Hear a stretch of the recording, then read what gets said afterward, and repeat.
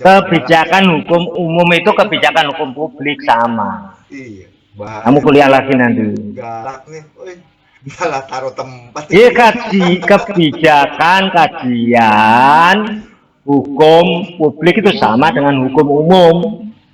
Ya, maksudnya ini salah taruh tempat nih. Nah, harusnya jangan ini anggota ini galak ini. Masuk di daerah badan hukum. Saya ini nanti akan jadi momok pelanggar anggaran dasar, khususnya pelanggar kongres. Akan saya terapkan pasal 8.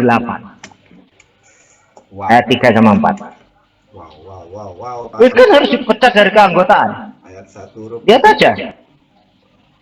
Kena ini. Pusing pala ini.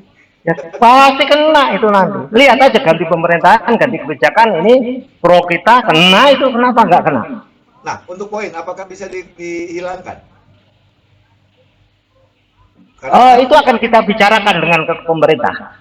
Karena itu tidak mungkin kita karena begini, kesadaran para notaris untuk meningkatkan kualitas itu sangat kecil. Nah, sehingga jangan dipandang poin itu seakan-akan sebagai untuk mencari duit seperti yang lalu. Konsep kita nanti beda. Kalaupun ada poin, bukan semata-mata untuk mencari duit, tetapi untuk memotivasi, meningkatkan kompetensi kualitas dari notaris. Ya, karena di lapangan itu banyak yang ikut mencari poin hanya daftar.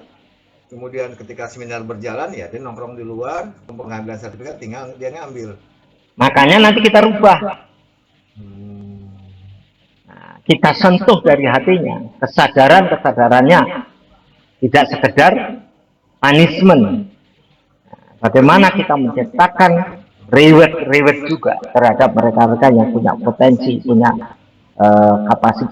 kapasitas, mempunyai prestasi, kenapa tidak? Tapi dari kacamata Bang WH melihat perjalanan selama ini ya, saat ini sampai hari ini, perjalanan seorang lulusan MKN menjadi ALB sehingga menjadi notaris kan sangat berliku. Kalau dari tanggapan kacamata kamu seperti apa nih perjalanan mereka ini nih? Apakah sudah cukup untuk meningkatkan kualitas? Saya cerita dulu sebelum menilai. Oke. Saya dulu itu nggak bisa apa-apa. Walaupun saya lulus, padahal kuliah zaman saya itu kuliah paling susah. Lulus 2 tahun seperti saya zaman kuliah saya itu sangat berat dan hanya segelintir orang. Ya. Lapangan tetap yang akan membesarkan, meminterkan kita. Kalau kita suruh pinter di prodi, lebih pinter anak-anak sekarang, karena mohon maaf nanti akan ada revolusi akte yang akan saya buat, bukunya sudah saya buat. Karena beberapa contoh akte atau cara mengajarkan membuat akte zaman dulu itu sudah tidak sesuai, dan ya kalau saya baca dari legal standingnya, misalkan seperti bahasa Indonesia yang baik, pasal 43, akte dulu itu menurut saya tidak berbahasa Indonesia yang baik. Cara penulisan sesuai pasal 42, setelah saya baca di ketentuannya mestinya angka dulu, tapi banyak akte dulu itu yang banyak saya contoh dulu itu bukan angka dulu, narasi dulu baru dalam kurung angka. Itu kesalahan-kesalahan kecil, belum masalah judul. Akte dulu itu ada judulnya itu perjanjian gitu. Salah itu nggak memenuhi teori-teori hukum secara akademis maupun teori-teori hukum di dalam ketentuan kepastian hukum sesuai pasal 38, tidak memenuhi ketentuan asas integrasi dan tidak memenuhi asas konsensualitas. Sekarang saya baru paham kesalahan-kesalahan. Tapi apapun itu ajaran dosen-dosen kita dulu kita hormati. Bisa jadi pengetahuan atau kondisi zaman saat itu berbeda dengan sekarang. Jadi jangan anggap anak-anak sekarang lebih bodoh. Salah, saudara-saudara. Anak-anak sekarang pintar-pintar. Secara IT pintar sih. Tidak hanya kritis, kita bicara pintar. Bicara pintar itu berarti bicara 3 hal. Knowledge, ya, skill, dan attitude. Cuman yang perlu dibenahi utamanya adalah attitude. Kalau knowledge dan skillnya, jangan dikira anak-anak sekarang Jangan disepelekan. Anak-anak muda sekarang itu lebih cerdas daripada anak-anak zaman saya dulu. Terjawab dong pertanyaanmu. Ya kan? Kamu kan meragukan lulusan MKN sekarang kan? Salah kamu, salah kamu. Karena banyak Anak dosennya yang sekarang juga udah banyak berpengalaman, banyak. Saya tuh banyak berpengalaman ketika saya justru jadi dosen di Akpol. Saya banyak digunakan di saksi di Polres, bukan meragukan Kang Bro, di Polda, di maksud banyak saya, pengalaman di situ, mulai tahu, mulai menemukan beberapa hal kejanggalan-kejanggalan dan lubang-lubang yang dia dalam akta notaris.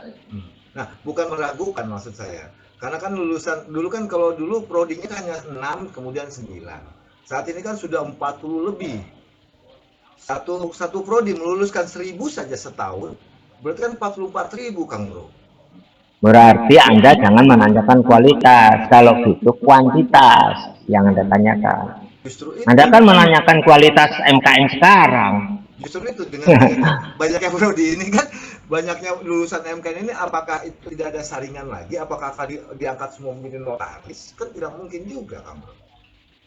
Dan semua lulusan juga belum tentu dia ingin jadi notaris. Ada yang jadi notaris mundur ingin jadi pengacara, ada yang jadi notaris mundur jadi konsultan hukum, ada yang sekedar ingin jadi dosen untuk memberi pengetahuan, untuk mengetahui untuk memperoleh kompetensi pengetahuan notaris. Ada yang dari polisi, banyak. Ada yang dari polisi, ada yang dari polisi, kuliah MKN untuk mengetahui kompetensinya, untuk mendalami ilmunya. Itu jangan terlalu sempit dong pandangannya. Oke, dari sekian banyak, taruhlah dari sekian puluh ribu itu diambil 50% jadi notaris. Apakah ada peningkatan sebelum masuk menjadi anggota ALB, anggota organisasi? Apakah nanti ada penyaringan atau ada seleksi dan sebagainya? Seperti yang dilakukan yang sudah-sudah. Untuk peningkatan. Yang saat ini seleksi kompetensi itu kan ujian kompetensi. Itu kan juga seleksi, ALB juga seleksi. Mau diseleksi apa lagi? Mau disaring apa lagi? Zaman saya dulu nggak ada seleksi, nggak ada. Begitu saya lulus saya daftar jadi notaris. Karena kan dikit dulu Kang Bro, prodinya dikit. Pinter tidaknya seseorang bukan karena sedikit, enggak. Bukan sedikit atau enggak, banyak atau sedikit. Yang kita sampaikan tadi kan ada 3: knowledge, skill, attitude. Attitude itu yang perlu sekarang diperhatikan.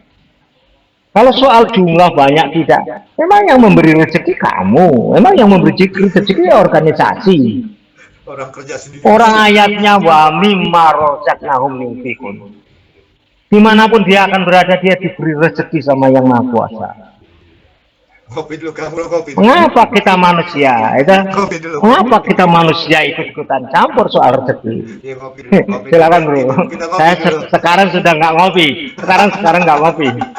Air putih sekarang. Gara-gara habis berobat. Oh enggak. Saya benar-benar udah meninggalkan kopi teh. Serius Kang Bro? Serius. Semenjak lari. Saya sudah tua. Saya harus sadar diri kalau sudah tua harus apa-apa itu harus terukur, harus supaya sehat. Tua dari mana? Rambut masih hitam, belum ada uban kok. Ya, alhamdulillah itu justru itu berbahaya. Karena tak ada 1, 2, 3, tapi berbahaya. Karena kalau orang yang rambutnya masih hitam itu masih jauh dari akhirat. Ilmunya masih dasar-dasar. Kalau rambutnya udah banyak putih itu udah mendekati akhirat. Udah siap-siap ya. Ilmunya udah ilmu langitan. Ilmu putih udah ada.